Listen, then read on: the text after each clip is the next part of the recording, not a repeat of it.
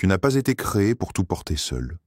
Tu ouvres les yeux le matin, et déjà ton esprit court. Pas après des rêves, non. Il court après les tâches, les urgences, les obligations. Tu n'as même pas encore posé un pied au sol que ta tête est déjà remplie de « il faut », de « je dois », de « je ne peux pas me permettre ». Et tu avances. Un jour de plus.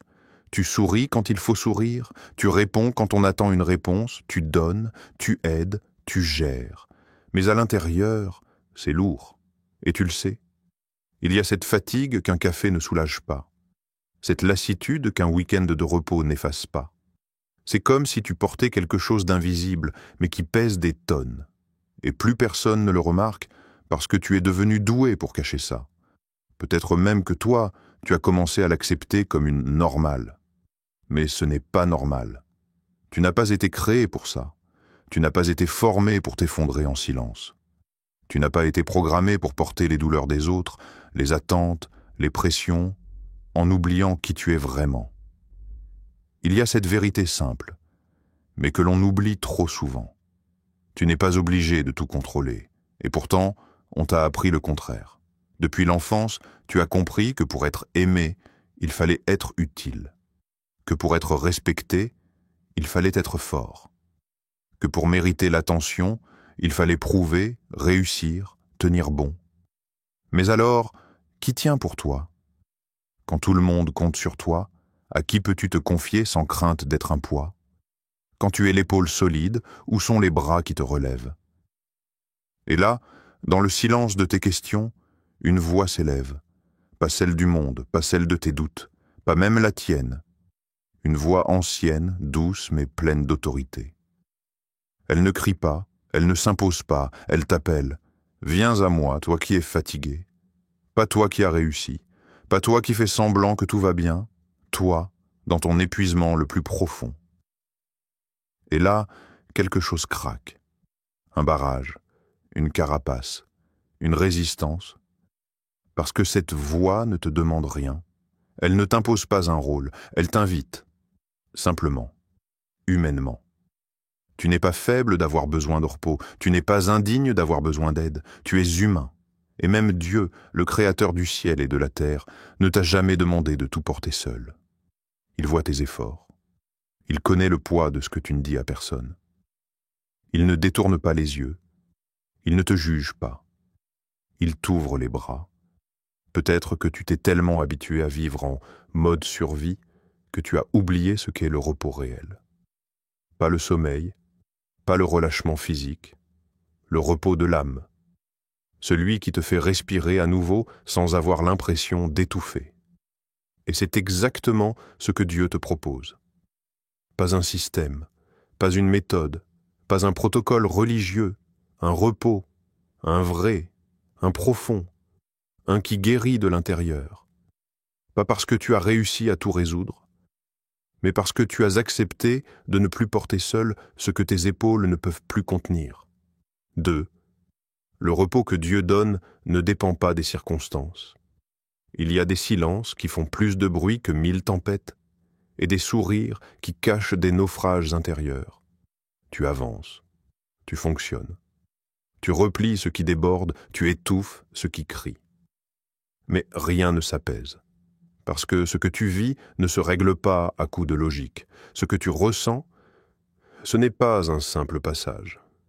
C'est une mer agitée en plein cœur, et dans cette mer, il n'y a pas d'île en vue, pas de rivage, pas de pause, juste des vagues.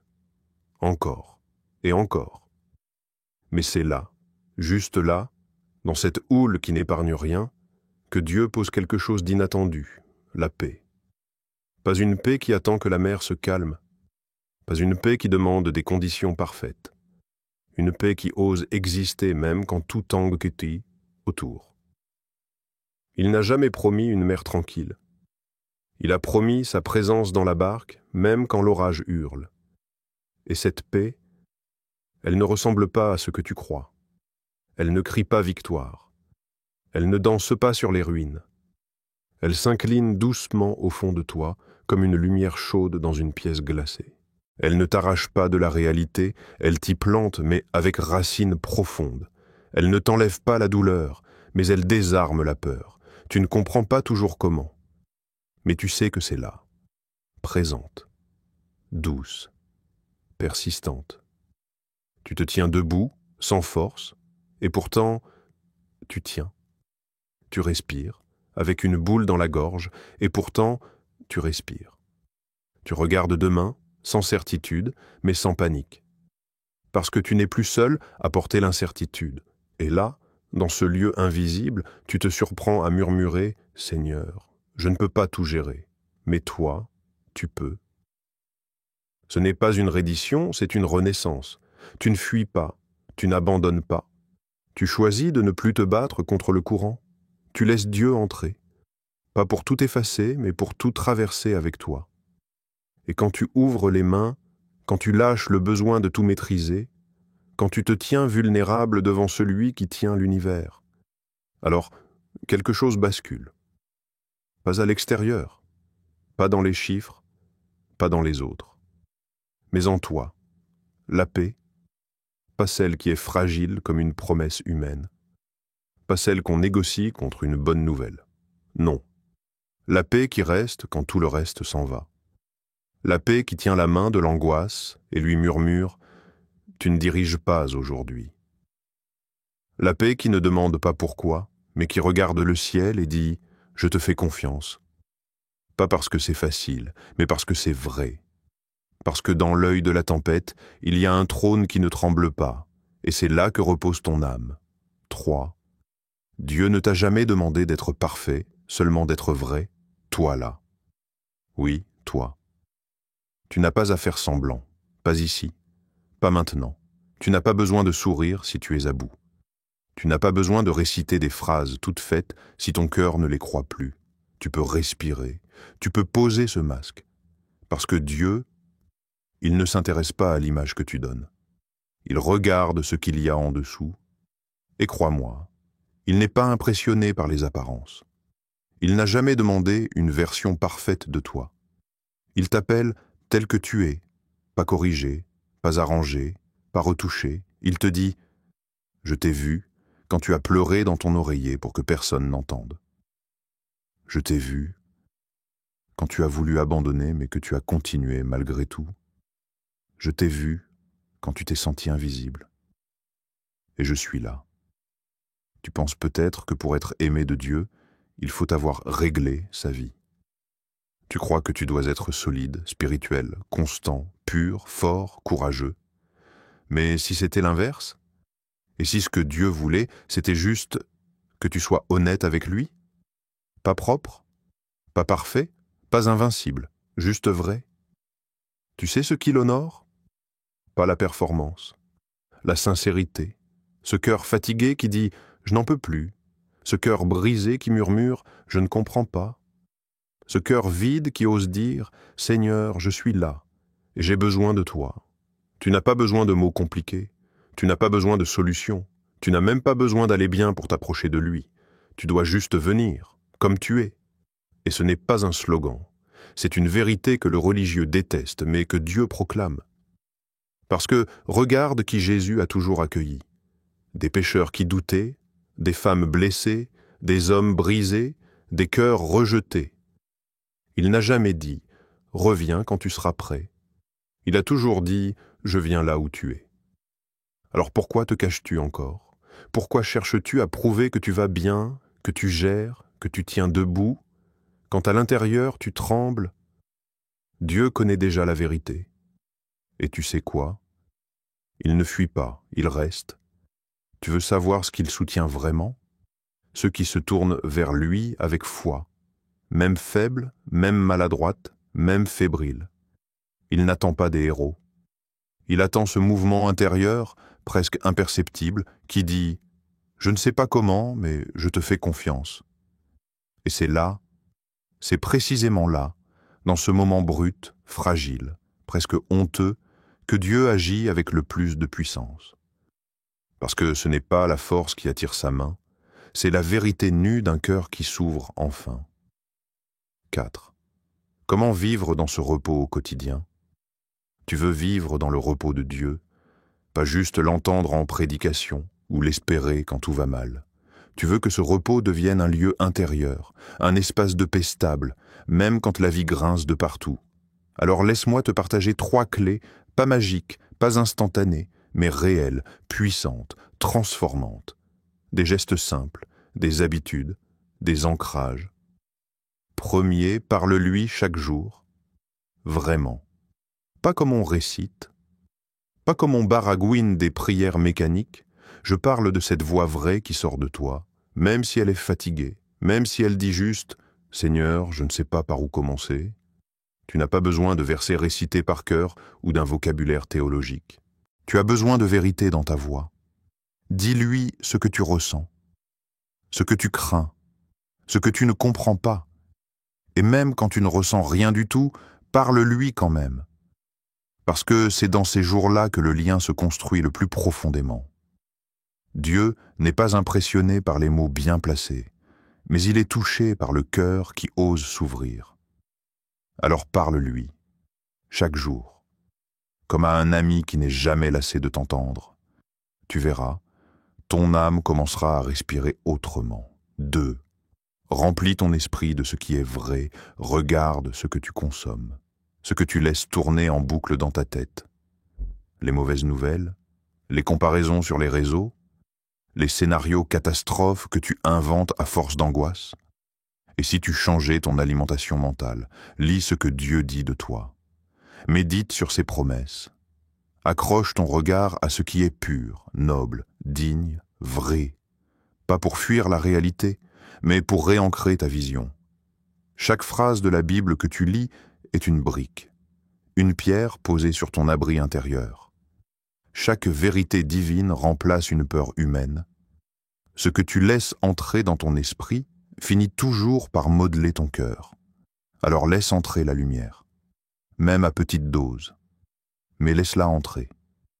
3e, lâche prise. Encore et encore.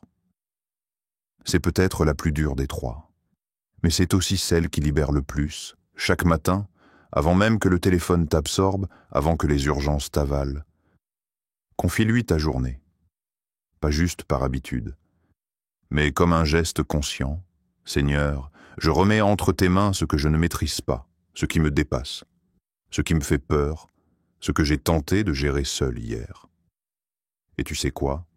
Tu devras sûrement refaire ça demain, et après-demain, parce que le lâcher-prise n'est pas un acte unique, c'est une discipline intérieure. Mais plus tu le fais, plus tu constates une chose étonnante. Ta paix n'est plus liée aux événements. Elle devient connectée à une confiance profonde, pas celle que tu ressens, celle que tu décides. Tu ne peux pas tout changer aujourd'hui, mais tu peux faire un pas, un vrai, un simple, un solide. Et ce pas, ce n'est pas une performance spirituelle, c'est juste la confiance. Confiance que Dieu est présent, qu'il veille, qu'il porte, même quand tu ne le vois pas, même quand tu ne le ressens pas. Parce que c'est ça, vivre dans le repos. Ce n'est pas s'endormir en espérant que ça passe. C'est marcher avec calme au milieu du chaos, en sachant que tu n'es pas seul 5. Il renouvelle la force de ceux qui espèrent en lui, tu n'es pas figé. Tu n'es pas coincé dans une impasse divine. Tu n'as pas été oublié sur le bord du chemin avec ton sac de douleur et ton regard fatigué. Tu crois peut-être que tu tournes en rond, que rien ne change, que rien ne bouge, mais le ciel ne t'a jamais abandonné. Il te regarde, il t'attend, il te prépare. Et non, ce n'est pas ici que tout s'arrête, ce n'est pas là que tu tombes définitivement. Il renouvelle, il relève, il restaure. Il ne pense pas juste tes plaies pour que tu continues à boiter. Il t'équipe pour voler à nouveau. Imagine un aigle, majestueux, haut parce que. Mais là, il ne vole pas. Il reste sur une branche, immobile, affaibli. Les tempêtes l'ont épuisé, les vents l'ont désorienté. Il regarde l'horizon, mais n'a plus la force d'ouvrir les ailes. Il a volé si longtemps qu'il ne sait même plus comment se poser sans douleur. Et puis, le vent change. Un courant chaud se lève, doux, mais puissant. Il ne fait pas de bruit, mais il est là. Il passe sous ses ailes, il l'effleure, il l'invite, et alors, lentement, l'aigle s'abandonne. Il ne bat pas frénétiquement des ailes. Il les ouvre. Il ne lutte pas contre le vent. Il se laisse porter. Tu vois, ce vent-là, c'est la force de Dieu. Et toi, tu es cet aigle. Fatigué, oui. Usé, parfois. Mais ce n'est pas fini. Pas destiné à rester au sol. Pas programmé pour ramper. Ceux qui espèrent en l'Éternel renouvellent leur force. Ils prennent leur envol comme les aigles. Ils courent et ne se fatiguent point. Ils marchent et ne se lassent point. Isaïe 40, 31. Ce n'est pas de la poésie. C'est une promesse fonctionnelle. Et peut-être que ta montée ne sera pas spectaculaire, peut-être qu'elle commencera par un simple souffle d'espérance, un mouvement de foi discret, un pas hésitant mais réel, mais ce souffle vient d'en haut, et il te porte. Dieu ne te donne pas juste assez de force pour tenir la tête hors de l'eau. Il te donne l'élan pour avancer, même quand l'eau monte. Pas pour que tu survives à moitié, pas pour que tu t'accroches en tremblant, mais pour que tu progresses avec une paix qui n'a pas besoin de tout comprendre pour avancer. Il te relève, pas pour te remettre à zéro, mais pour t'emmener plus haut qu'avant la chute. Il transforme la fatigue en vigueur, le tremblement en stabilité, le doute en direction. Mais ça commence toujours de la même manière. Tu ouvres tes ailes, tu espères à nouveau. Tu laisses Dieu faire ce que toi, tu n'arrives plus à faire. Et c'est dans ce relâchement que commence l'élévation. Alors aujourd'hui, tu as un choix. Continue à tout gérer seul, ou confier ton fardeau à celui qui n'échoue jamais. Tu n'as pas à attendre d'aller mieux. Tu peux venir tel que tu es, là, maintenant. Et si tu le fais, tu verras, il donne une paix que rien ni personne ne peut enlever. Une paix qui ne dépend pas du calme extérieur, mais de sa présence intérieure.